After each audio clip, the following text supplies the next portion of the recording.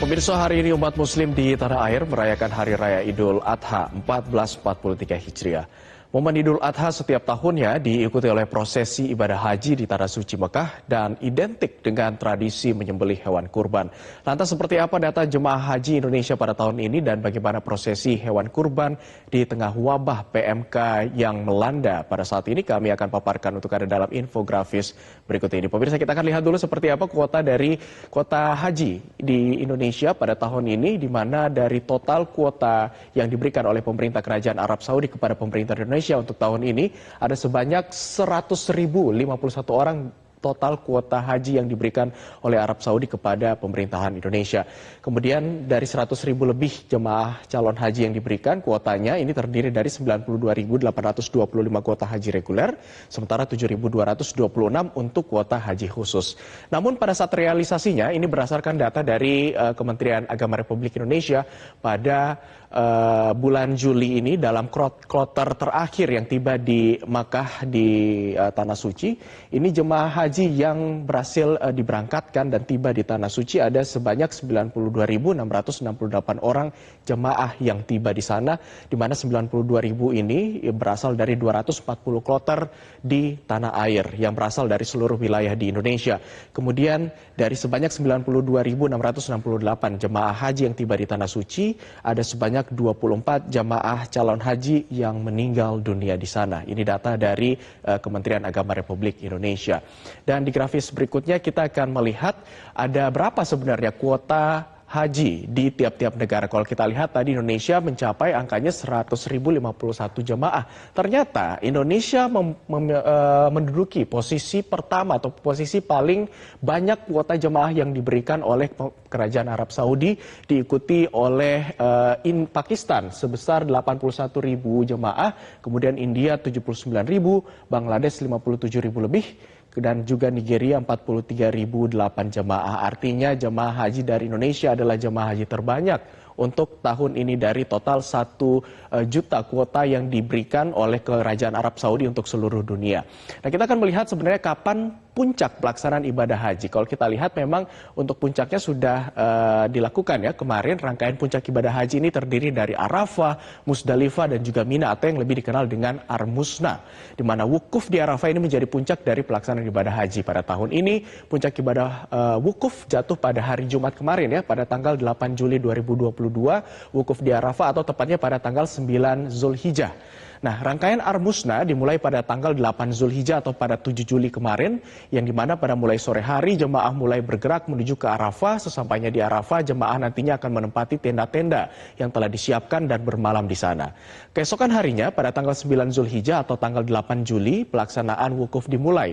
Diawali dengan khutbah wukuf dan juga sholat zuhur berjamaah yang dilakukan secara jamak dan juga qasar.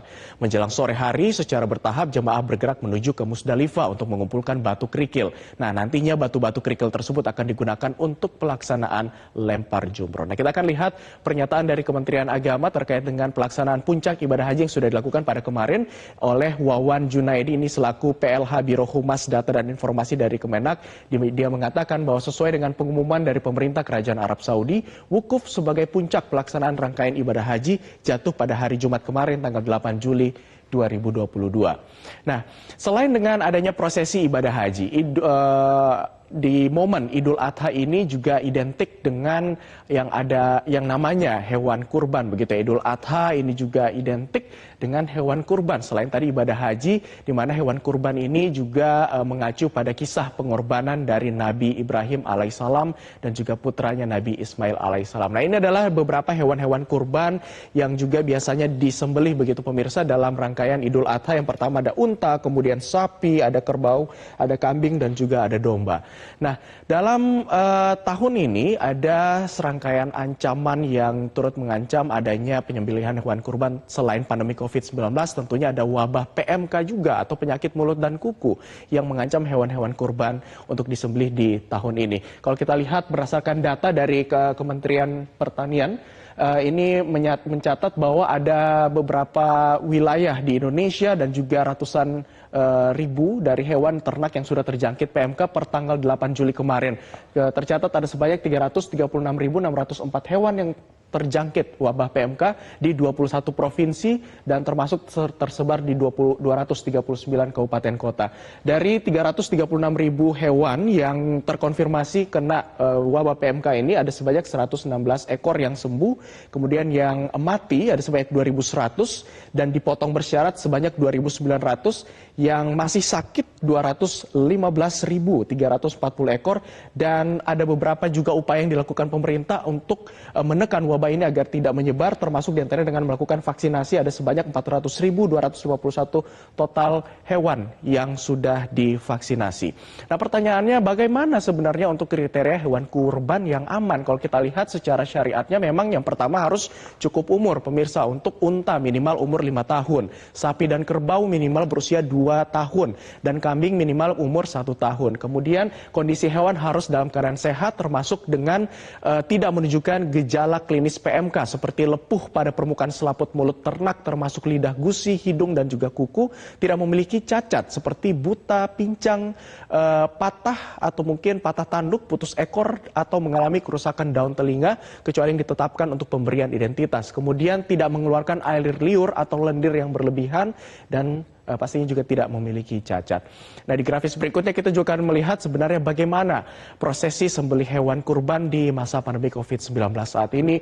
Ini yang disarankan, yang pertama adalah tidak berada dalam kerumunan massa yang masif begitu, yang banyak, dan juga tidak memotong sendiri hewan kurbannya, tidak menyaksikan pemotongan hewan kurbannya. Jadi kalau ada di rumah Anda, di sekitaran rumah Anda ini tidak perlu disaksikan ya, karena bisa berpotensi untuk menimbulkan kerumunan, dan juga diwakilkan kepada panitia yang profesional dan juga amanah.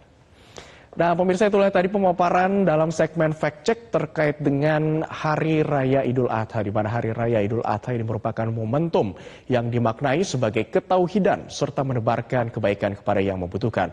Selamat Hari Raya Idul Adha 1443 Hijriah dan selamat berkumpul bersama keluarga.